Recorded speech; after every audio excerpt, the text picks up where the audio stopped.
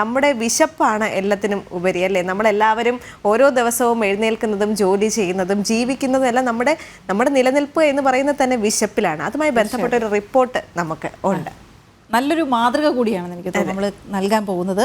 കഴിക്കാനുള്ള ആഹാരത്തിൻ്റെ ഒരു പങ്ക് മിച്ചം വെച്ച് മറ്റുള്ളവരുടെ വിശപ്പ് അകറ്റാനായി സ്കൂളിൽ എത്തിക്കുകയാണ് മാവേലിക്കര വിദ്യാധിരാജ വിദ്യാപീഠം സെൻട്രൽ ആൻഡ് സൈനിക് സ്കൂളിലെ കുട്ടികൾ. വിശക്കുന്ന വയറിന് ഒരു പിടി അന്നം എന്ന ലക്ഷ്യം മുൻനിർത്തി സ്കൂളിൽ നടപ്പാക്കുന്ന അന്നപൂർണ പദ്ധതിയിലൂടെയാണ് വിദ്യാർത്ഥികളുടെ ഈ ജീവകാരുണ്യ പ്രവർത്തനം. തങ്ങളാൽ കഴിയുന്ന ഒരു പിടി നന്മയ്ക്ക് തുടക്കം കുറിച്ചിരിക്കുകയാണ് വിദ്യാധിരാജ വിദ്യാപീഠം സ്കൂളിലെ കുട്ടികൾ. എല്ലാ കുട്ടികളും അവരുടെ വീട്ടിൽ ഓരോ ദിവസവും അമ്മ അരി അടുപ്പത്തിടുമ്പോൾ ഒരു പിടി അരി കുഞ്ഞു കൈകളാൽ മാറ്റിവെച്ച് ഓരോ മാസവും അത് സ്കൂളിൽ എത്തിക്കും. ഇങ്ങനെ ശേഖരിക്കുന്ന അരി രോഗികൾ, മക്കൾ ഉപേക്ഷിച്ച വൃദ്ധരായ മാതാപിതാക്കൾ, അനാഥർ, ജോലി ചെയ്ത് ജീവിക്കാൻ ആരോഗ്യമില്ലാത്തവർ തുടങ്ങിയവർക്കായി മാസം തോറും വിതരണം ചെയ്യുന്നതാണ് പദ്ധതി. കഴിഞ്ഞ ഒരു മാസം ശേഖരിച്ച അരി കുട്ടികൾ സ്കൂളിൽ എത്തിച്ചു. പദ്ധതിയുടെ ഔപചാരിക ഉദ്ഘാടനം രാഷ്ട്രീയ സ്വയംസേവക സംഘം പ്രാന്തപ്രചാരക് ആർ സുദർശൻ നിർവഹിച്ചു.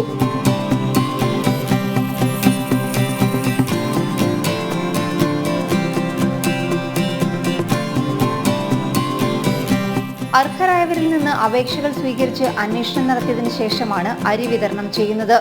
ആദ്യഘട്ടം 200 കുടുംബങ്ങൾക്കാണ് അരി വിതരണം ചെയ്യുന്നത്. കഴിഞ്ഞ അധ്യയന വർഷം ആരംഭിച്ച സീറോ ഫുഡ് വേസ്റ്റ് എന്ന പദ്ധതിയിലൂടെ സ്കൂളിൽ കൊണ്ടുവരുന്ന ആഹാരം മുഴുവൻ കഴിക്കുവാനും ആഹാര വസ്തുക്കൾ ഒട്ടും പാഴാക്കാതിരിക്കാനും കുട്ടികളെ പരിശീലിപ്പിച്ചിട്ടുണ്ട്.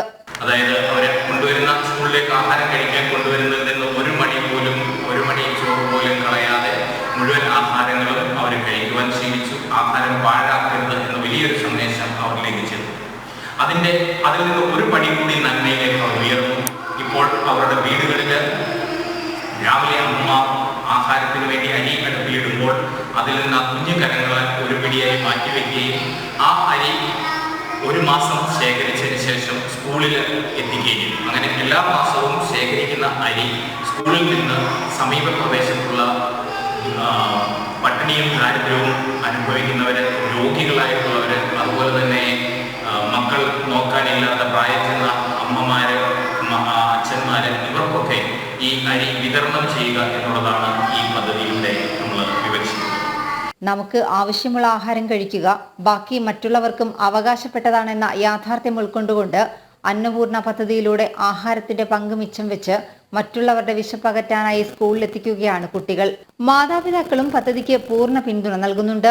പഠനത്തോടൊപ്പം ജീവിത മൂല്യങ്ങളും നന്മകളും കുട്ടികളിൽ വളർത്തിയെടുക്കുക എന്ന ലക്ഷ്യത്തോടെയാണ് സ്കൂൾ അധികൃതരും അധ്യാപകരും ചേർന്ന് ഇത്തരം ജീവകാരുണ്യ പ്രവർത്തനങ്ങൾക്ക് നേതൃത്വം നൽകുന്നത്.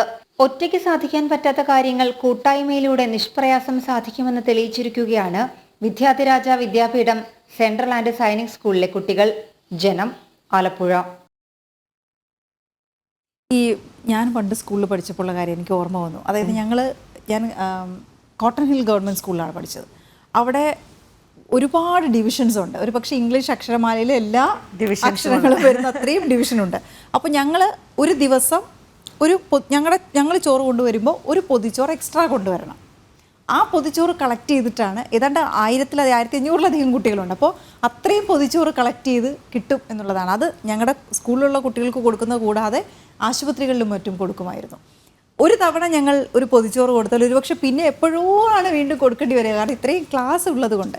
പക്ഷേ എങ്കിൽ പോലും അത് വളരെ മനോഹരമായിട്ടുള്ള മഹത്തായ ഒരു സംഭവമായി അന്ന് അത് ഫീൽ ചെയ്തില്ലെങ്കിലും ഇപ്പം എനിക്ക് മനസ്സിലാവുന്നുണ്ട്. എൻ്റെ ഈ കൈ കൊണ്ട് അങ്ങനെ എത്ര പേർക്ക് അത് കൊടുക്കാൻ കഴിയുമെന്ന് പറയുന്നത് അല്ലേ. തീർച്ചയായും അതൊരു വലിയ കാര്യമാണ്. നമ്മൾ കഴിക്കുന്നത് എന്തുമായിക്കോട്ടെ, ചിലപ്പോൾ ചോറ് മാത്രമായിരിക്കാം, പക്ഷെ അതുപോലും വിശന്നിരിക്കുന്ന ഒരാൾക്ക് കൊടുക്കാൻ കഴിയുക എന്ന് പറയുന്നത് വലിയ പുണ്യമാണ്. അതിനപ്പുറം അന്നദാനം തന്നെയാണ് മഹാദാനം. മലയാളികളെ സംബന്ധിച്ചിടത്തോളം നമ്മൾ ഏറ്റവും കൂടുതൽ ഇത്തരത്തിലുള്ള ചാരിറ്റി പ്രവർത്തനങ്ങളിൽ അല്ലെങ്കിൽ ഇത്തരത്തിലുള്ള വലിയ വലിയ പ്രവർത്തനങ്ങളിൽ ഏർപ്പെടുന്നു എന്നുള്ളത് നമുക്ക് അഭിമാനിക്കാൻ പറ്റുന്ന മറ്റൊരു കാര്യം കൂടിയാണ്.